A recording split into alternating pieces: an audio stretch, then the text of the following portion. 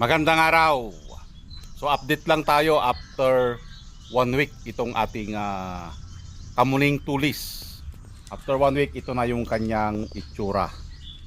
Yan. So tinubuan na siya ng panibagong mga dahon. Yan. So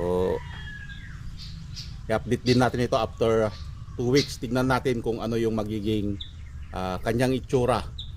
So ang binubuo na lang natin dito ay yung doon sa taas at saka sa lower part dito. Ito itong ano na ito.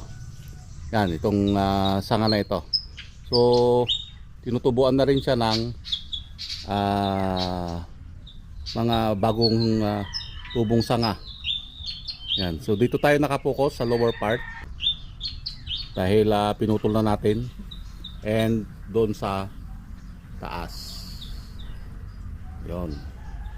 So ito na yung kanyang itsura after 1 week.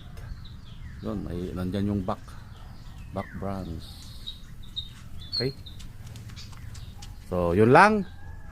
And happy bonsai sa ating lahat.